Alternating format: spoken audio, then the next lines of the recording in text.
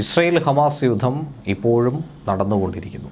ഇതിനിടയിൽ യുദ്ധം പുറത്തേക്ക് വ്യാപിക്കുന്ന ഒരു കാഴ്ചയാണ് കാണുവാൻ സാധിക്കുന്നത്. നമുക്കറിയാവുന്നതാണ്, ഇന്ത്യയെ ലക്ഷ്യം വെച്ച് വന്നിരുന്ന ചരക്ക് കപ്പലിനെ ചില അജ്ഞാതർ റാഞ്ചിയതും അതിനെ മോചിപ്പിക്കാനായി ഇന്ത്യൻ നാവികസേനയുടെ മാർക്കോസ് എത്തിയതും മോചിപ്പിച്ച് തിരികെ കൊണ്ടുവന്നതുമൊക്കെ ഈ അടുത്ത് നമ്മൾ കണ്ടതാണ്.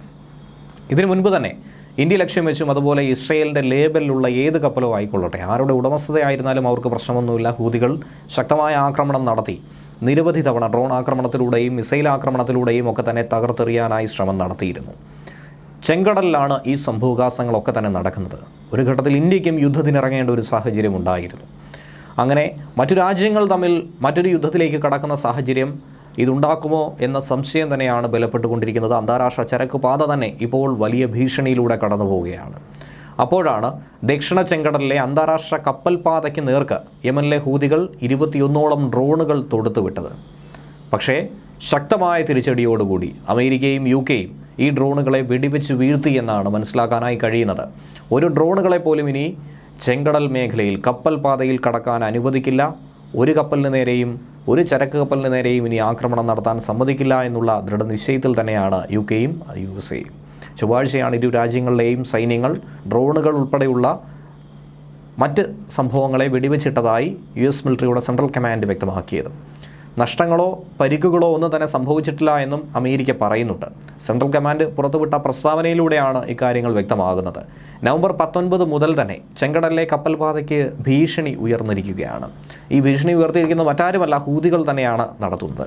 ഏറ്റവും ഒടുവിൽ നടന്നിരിക്കുന്ന ആക്രമണം, കഴിഞ്ഞ തവണത്തെ സംഭവം നടന്നപ്പോൾ ഏകദേശം 18ഓളം ആക്രമണങ്ങൾ നടന്നുവെന്നാണ് മനസ്സിലാക്കാൻ കഴിയുന്നത്. പക്ഷേ ഏറ്റവും ഒടുവിലത്തേത് കൂടി കണക്കാക്കുമ്പോൾ 26ാമത്തെ ആക്രമണമായിരുന്നു ചൊവ്വാഴ്ച സംഭവിച്ചത്. ഹൂതികൾ തൊടുത്ത 18ഓളം ഡ്രോണുകൾ, 2 ആൻറ്റി ഷിപ്പ് ക്രൂയിസ് മിസൈലുകൾ, ഒരു ആൻറ്റി ഷിപ്പ് ബാലിസ്റ്റിക് മിസൈൽ എന്നിവയാണ് US UK സൈന്യങ്ങൾ വെടിവെച്ച് വീഴ്ത്തിയത്. ഇസ്രയേൽ ഗാസയിൽ നടത്തുന്ന ആക്രമണത്തിനുള്ള പ്രതിഷേധമായി യുദ്ധത്തിനെതിരെയുള്ള തിരിച്ചടി എന്ന രീതിയിലാണ് ഹൂതികൾ ചെങ്കടലിലെത്തി ചരക്ക് കപ്പലുകൾക്ക് നേരെ പലതവണ ആക്രമണം നടത്തിക്കൊണ്ടിരിക്കുന്നത്. അങ്ങനെ ഒരു സന്നദ്ധത നടത്തണമെങ്കിൽ അവരൊരിക്കലും കപ്പൽ പാതയിലല്ല ഇത്തരം നീക്കങ്ങൾ നടത്തേണ്ടത്. ഇത് ഒരുപക്ഷെ വളരെ മൃഗീയമായ ഒരു രീതിയായി തന്നെയാണ്, മോശകരമായ ഒരു പ്രവണതയായി തന്നെയാണ് വിലയിരുത്തേണ്ടത്. മറ്റു രാജ്യങ്ങളെ കൂടി യുദ്ധത്തിലേക്ക് എത്തിക്കുക എന്ന തന്ത്രപരമായ ലക്ഷ്യം അവർക്കിതിന് പിന്നിലുണ്ട് എന്ന് വേണം മനസ്സിലാക്കാൻ. പല കപ്പൽ പാതകളിലൂടെയുമുള്ള ഗതാഗതം തൽക്കാലത്തേക്ക് നിർത്തിവെക്കേണ്ട ഒരു സാഹചര്യം ഉണ്ടായിട്ടുണ്ട്. ഭീമമായ നഷ്ടം തന്നെയാണ് ഇതിലൂടെ പല രാജ്യങ്ങൾക്കും സംഭവിക്കുന്നത്. ഇന്ത്യ അടക്കമുള്ള രാജ്യങ്ങൾക്ക് ഇത് വലിയ ഭീഷണിയായി തന്നെ നിലനിൽക്കുന്നുണ്ട്.